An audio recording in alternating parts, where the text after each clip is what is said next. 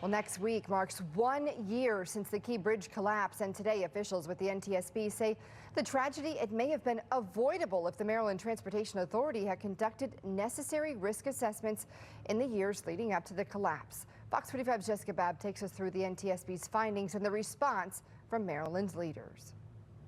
Jennifer Homendy, the chair of the NTSB, was clear in her message today. Had the Maryland Transportation Authority properly assessed the Key Bridge and taken proactive steps to reduce risks, she says the collapse could have been prevented.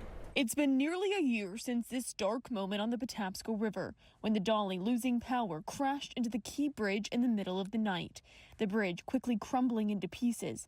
6 construction workers were killed. Good afternoon, and thank you for joining us. And it's a moment that officials say could have been prevented. Had they ran the calculation on the Francis Scott Key Bridge, the MDTA would have been aware that the bridge was almost 30 times greater than the risk threshold. Jennifer Homendy, the chair of the National Transportation Safety Board, says long-standing guidelines say vulnerability assessments should be conducted on bridges, calculating their risk and how likely they are to collapse if a ship passing through were to hit it, just like what we saw last March. An assessment, she says, is critical to public safety. Had the MDTA conducted a vulnerability assessment of the Key Bridge based on recent vessel traffic, the MDTA would have been able to proactively identify strategies to reduce the risk of a collapse and loss of lives. The Dali was a sizable cargo ship,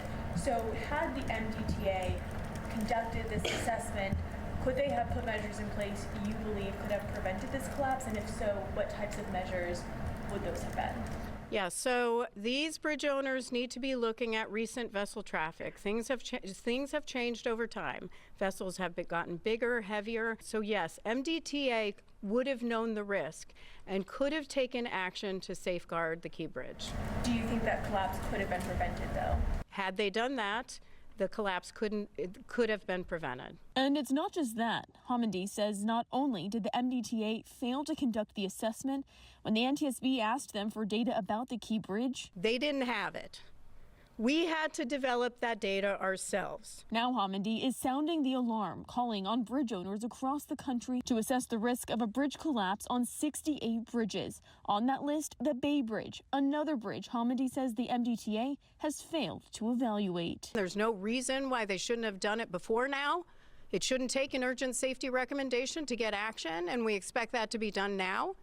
And we'll follow up. And while Homendy clarified that this assessment doesn't necessarily mean a bridge has an imminent risk of collapsing, she says it does provide the proper information for states to take proactive steps towards safety. So I reached out to the MDTA for their response, asking why a vulnerability assessment wasn't completed for the Key Bridge. Why hasn't one been completed for the Bay Bridge? Does the MDTA plan on doing it now? And with the risk for the Bay Bridge unknown, how does the MDTA know if the bridge is safe? They were on the AASHTO Executive Committee in 1991, and they were on the subcommittee that developed the 1991 guidance and the 2009 update. It says very clearly on page 3, you should do the same calculation and risk assessment and put protective measures in place for your existing bridges before this guidance came out, so there's no excuse. Other major bridges that also need to be evaluated include the Golden Gate Bridge in California and the Brooklyn Bridge in New York. In Washington, D.C., Jessica Babb, Fox 45 News. I'm Kai Jackson. Thank you for watching. Here's another video to watch. Also, please take a moment to subscribe to our channel.